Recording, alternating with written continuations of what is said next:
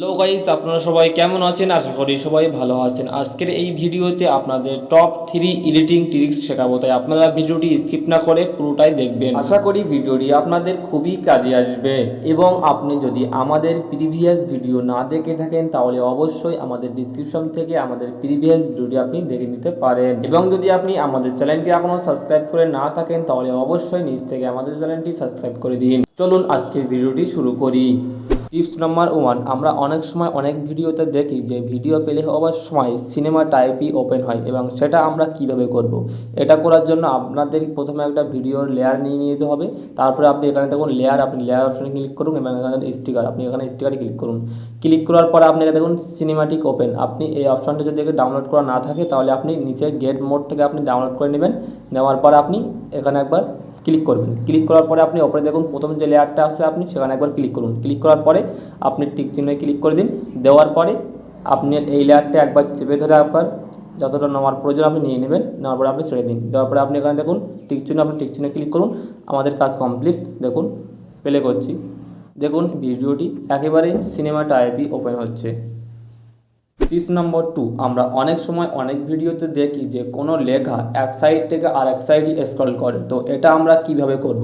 এটা করার জন্য আপনাকে প্রথমে যেটা করতে হবে, আপনি এই লেয়ারে অপশনে আপনি ক্লিক করুন। ক্লিক করার পর আপনি এখানে দেখুন টেক্সট, আপনি একটা টেক্সট আপনি সিলেক্ট করুন। তো আমি একটা টেক্সট আমি লিখে নিচ্ছি। নেওয়ার পরে আমি ওকেতে ক্লিক করছি। ওকেতে ক্লিক করার পরে আপনার এই টেক্সটটা লেয়ারের ওপরে ক্লিক করে আপনার যতটা প্রয়োজন আপনি নিয়ে নিন। নেওয়ার পরে আপনি এখানে টিক চিহ্নে ক্লিক করুন। ক্লিক করার পরে এখানে লেয়ারটি দিয়ে দিন। দেওয়ার পরে আপনি ওপরে লেখার ওপরে একবার প্রেস করুন। প্রেস করার পরে আপনি এটাকে প্রেস করে একদম নিচে এমনভাবে দিয়ে দিন। দেওয়ার পরে এই সাইডে দেখুন চাবি চিহ্ন, আপনি এই চাবি চিহ্ন ক্লিক করুন। ক্লিক করার পরে আপনি এই লেয়ারের এই ফাঁকা অপশানে ক্লিক করে আপনি আস্তে আস্তে এটাকে শেষ মাথায় ছেড়ে দিন। দেওয়ার পরে আপনি এই লেখার ওপরে একবার প্রেস করে একেবারে টেনে নিয়ে আপনি শেষ মাথায় পর্যন্ত ছেড়ে দিবেন। একেবারে যেন খালি না থাকে, একেবারে শেষ পর্যন্ত ছেড়ে দিবেন। দেওয়ার পরে আপনি ওকে পর্যন্ত ক্লিক করবেন।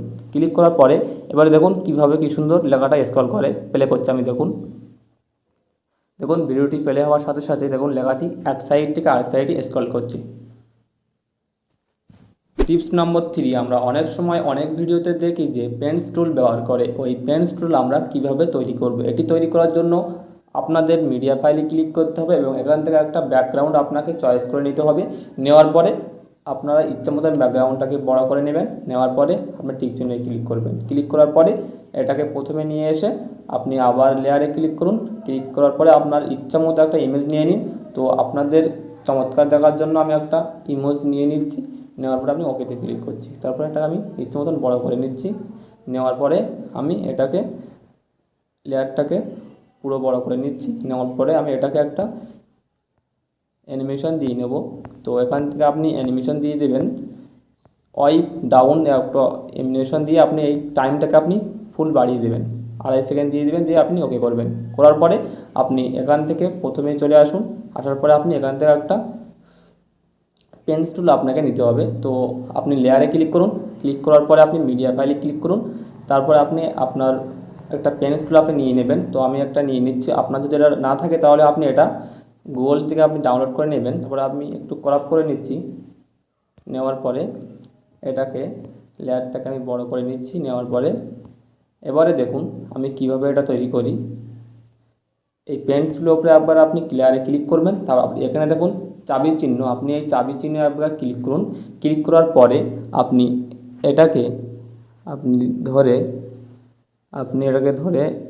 এখানটায় ছেড়ে দিন। দেওয়ার পরে আপনি নিচের লেয়ারটাকে আপনি আবার একবার একটুখানি নিয়ে আসুন। নিয়ে আসার পরে আপনি এটাকে আবার এই সাইডে ছেড়ে দিন। দেওয়ার পরে আবার আপনি এটাকে লেয়ারটাকে সুন্দরভাবে একটুখানি নিয়ে এসে আবার এটাকে এই সাইডে ছেড়ে দিন। তো আমি এটা করে নিচ্ছি।